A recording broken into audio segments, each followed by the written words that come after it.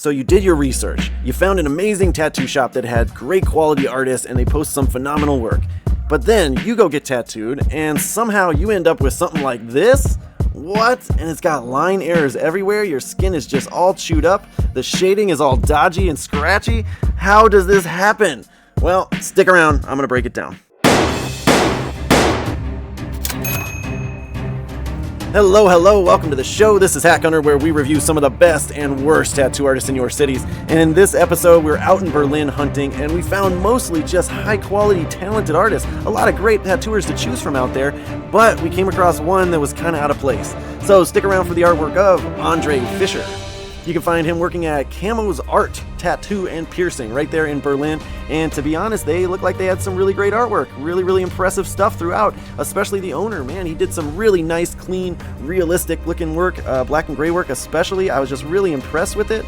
Yeah, it just really blew my mind. But somehow he hired an artist like this. If you want to check out his Instagram, here's one of them. Otherwise, here's another one. Backlight Inc. is the name he goes by. And he also had another one that was a little outdated. He hadn't posted there for some months, but you can see a lot of his tattoo work there still. Yeah, so do your own research, guys. But I'm going to show you what I found. Boom! Starting off with this one because, oh my god. Did he get any ink in the skin? Look how irritated and just raw that skin looks. Now, this is a second session, and in the first session, he outlined all this. And then this session, he comes in and he shades it all. But man, this does not even look like shading. This just looks like he scratched the living hell out of her skin. And what the hell happened to those fingers? Man, those are some smashed looking fingers.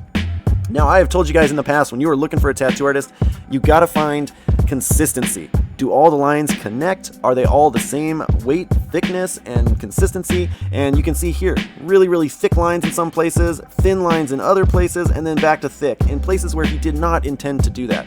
And so this is a tell number one for me, that this is an artist that does not have their application technique down. Either that or they're just rushing it. And another telltale sign that he's rushing it is I could see this canvas's hair all over the place, so he clearly didn't take the time to prep the skin, shave her back, clean it before tattooing it. And that is some day one shit for tattoo artists. If you're going to be lazy and you're not going to prep the skin very well, then you're probably going to cut corners in other places as well. Look right there, that line overlaps the wrist a little bit when it's not supposed to. This one doesn't connect where it's supposed to. Overall, just really hard to look at stuff. Here's another one. That was sort of his telltale sign of all his tattoos, was they're just really red and beat up. Look at those Mickey's ears. They are just shredded. That is not going to heal nice and clean in the end, I guarantee it. Now, unfortunately, he had some Polynesian work in there, and, we can see here, this was his, he did this, and it's healed, and then here's another session that he did with the same client. Now, I zoom in here, and what I'm seeing is, you can see how raised up those lines are right there, and how chunky that fill-in looks. That's because he went a little too rough on this person when he was filling those in, or he filled it in with an outliner, maybe, and it just overworked the skin.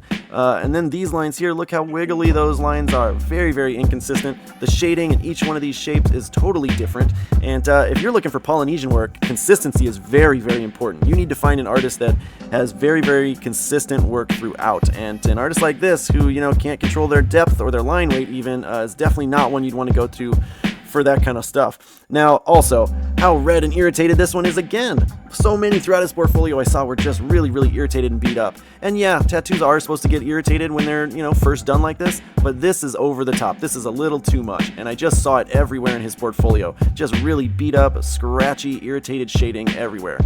Shows me that he's having a really hard time with light shading. That's kind of his main vice, that light shading. He doesn't know how to do it well, so he just overworks the skin attempting to do it well. And then again with these lines overlapping, this is just really hard for me to look at, really disgusting stuff. Now, it's very possible that he has just been tattooing a short amount of time. Maybe he's still learning. His portfolio only goes back a couple years, so it's hard for me to tell for sure how long he's been tattooing. But that's kind of irrelevant to me, because if you're attempting large-scale work like this on paying customers, then you should have your technique down. You should either be doing a good job or not doing it at all, or not charging at least. If you're still working on friends and family, still working on the fake skin, then yeah, you can put out garbage work like this. But to paying customers, absolutely, you deserve to be exposed if you ask me. Look at how gnarly this looks. This is just rough stuff, as rough as it gets. I'm honestly surprised that it was about a year and a half ago they hired him there at Camo's Art, and this was the kind of work he was putting out about a year and a half ago. This was the quality that he was putting out that they decided was worth having in their studio, and that kind of surprises me.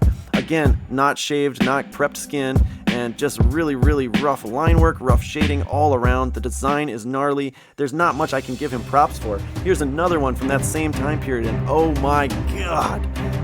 I just cannot imagine as a studio owner, if somebody came in with this level of work, there is absolutely no way I would subject my clients to that. And so for those reasons, absolutely, Andre Fisher goes on our hack list. Let me know what you think of his artwork in the comments below, guys. Thanks to all you out there in Berlin who is supporting the show. We'll see you in the next city. All right, bye-bye.